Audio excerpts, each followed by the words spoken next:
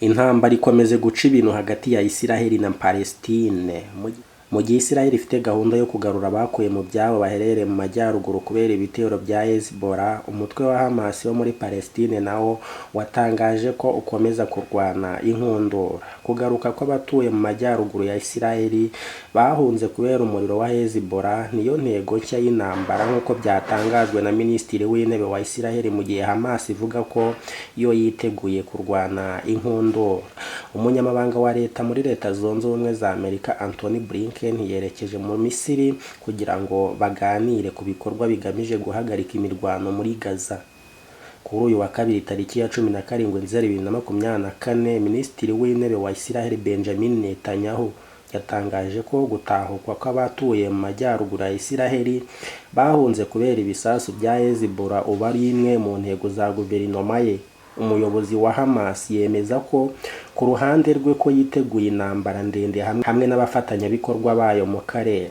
Kuva igitero cyagabwa n'umutwe wa Hamas wo muri Palestina mu kurwanya Isiraheli ku ya 7 Ukwakira 2023, imirwano yarakomeje hagati y'ingabo za Isiraheli n'umutwe w'abayisilamu bo muri Lebanon ushyigikiwe na leta ya Iran.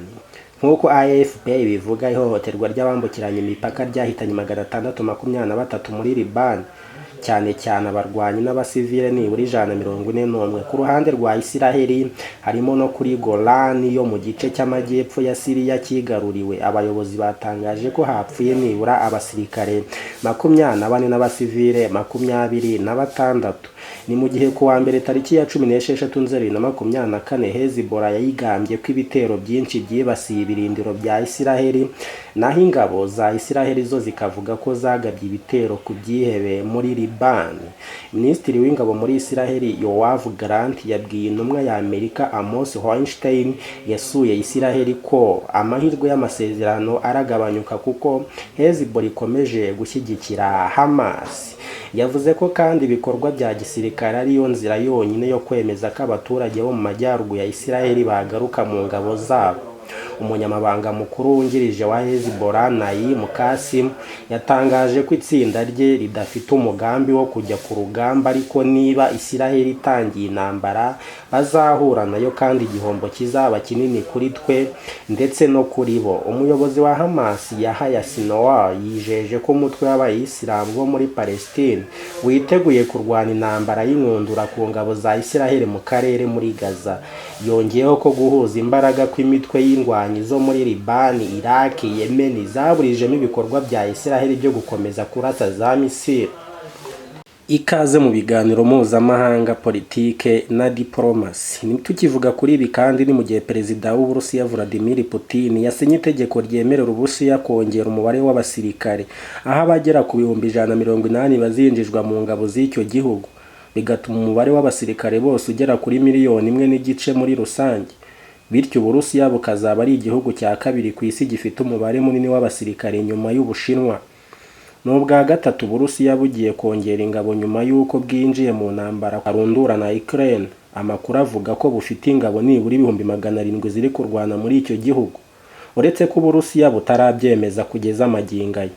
Iki cyemezo kizatangira gushyirwa mu bikorwa ku itariki ya 1 Ukuboza. Benshi bakemeza ko ari igihamya cy'ibyavuzwe ko Uburusiya bumaze gutakaza ingabo nyinshi muri Ukraine, ari nayo mpamvu buri kongera umubare w'abasirikare. Magingo aya iki gihugu kiri muri gahunda yo gusubiza inyuma ingabo za Ukraine zinjiye mu gace ka Kursk kari ku mupaka n'icyo gihugu, mu gihe kandi Uburusiya buteganya kongera ingabo zabwo ziri kurwana muri Ukraine mu rwego rwo kugera ku ntego zabwo. Ibi byose biri kuba mu gihe ibihugu by'i Burayi, Amerika bikomeje guha intwaro Ukraine zirimo izishobora kurasa kure zakwifashishwa mu kurasa imbere mu Burusiya. Putin ariko yabahaye gasopa muri iyi minsi avuga ko ibihugu bihirahira bifasha Ukraine kurasa mu Burusiya bizafatwa nk'ibiri mu ntambara n'iki gihugu cy'Uburusiya. Ni mu gihe kandi Abongereza, Amerika bari mu mugambo wo guha intwaro za misile Ukraine ngo izirase mu Burusiya. Putin ariko ntiyaripfanye, yabahaye gasopo kuzahirahira agira igisasa arasa mu Burusiya, ko azaba amweretse yuko Uburusiya buri mu ntambara na NATO kandi ko abyiteguye neza cyane. Putin mu mujinya mwinshi yanongeyeho avuga ko uzahirahira yohereza misile mu Burusiya azahita yinjira mu ntambara mu buryo bweruye. Ibi ngibi Abongereza, Amerika, Abadage, Canada bakimara kubyumva, uwo mugambi babaye bawusubitse kuko bamaze kubona ko Vladimir Putin nta mikino afite. Nibwo bakoreshaga inama igitaraganya bajya umugambi wo kuba babisubitse. Isaha n'isaha Ukraine yakibeshye kohereza misile balistike mu Burusiya. Nta kabuza intambara ya gatatu y'isi yabitangiye kuko Putin ntago yakwihanganira kutegura ibitwaro bye karundura bisenya, ndetse Uburusiya akaba ari igihugu cya mbere ku isi gifite ibitwaro kirimbuzi kurusha ibindi bihugu. Mu gihe kandi perezida wacyuye igihe Donald Trump uri no mu bahatanira umwanya wo kongera kwinjira muri White House yarimo avuga yuko namara gusubira ku butegetsi azahita ahagarika intambara ya Ukraine n'Uburusiya. Zelensky akibyumvishe yahise amutera utwatsi kuko yavuze ko ibyo bidashoboka ahubwo ari ukugira ngo yibonera abamutora. Perezida wa Ukraine Volodymyr Zelensky yavuze ko ibyo umukandida w'ishyaka ry'abarepublika mu matora ya perezida wa Leta Zunze Ubumwe za Amerika Donald Trump yabijeje byo gushyira iherezo ku ntambara y'Uburusiya na Ukraine atazabishyira mu bikorwa, ahubwo ari uburyo bwo kwishakira abazamutora. Ni kenshi Trump yagiye avuga ko naramuka agarutse muri White House mu gihe kitarenze amasaha 28 azashobora gushyira mu bikorwa isinwa ry'amasezerano y'amahoro hagati ya Kiev na Moscow.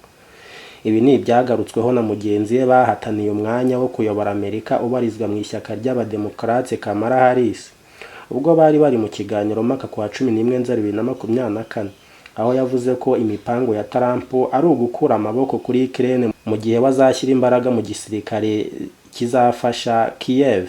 Ubwo yari mu kiganiro na Fid Zakari kuri CNN ku 15 Nzeri, Volodymyr Zelensky yavuze ko ibyo Trump avuga ari amagambo yo kwiyamamaza gusa. Yakomeza agira ati, biriya ni amagambo akoreshwa mu kwiyamamaza, ntabwo ari ibintu bya nyabyo azashyira mu bikorwa.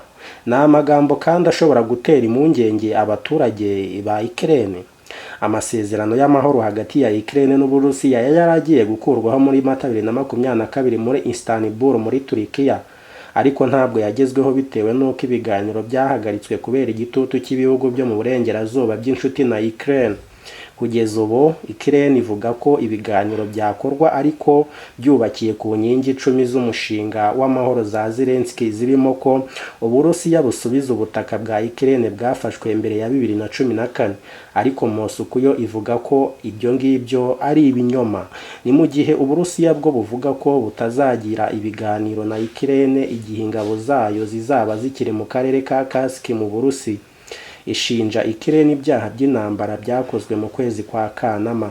Perezida Putin yavuze ko mu gihe Ukraine yabikuyeho ibyifuzo byo kujya muri NATO no kwambura Uburusiya ubutaka yahita ihagarika intambara mu buryo bwihuse. Nge channel ni Ejo Heza, kora subscribe kugira ngo nkugezaho amakuru ayasohotse hirya no hino mu binyamakuru.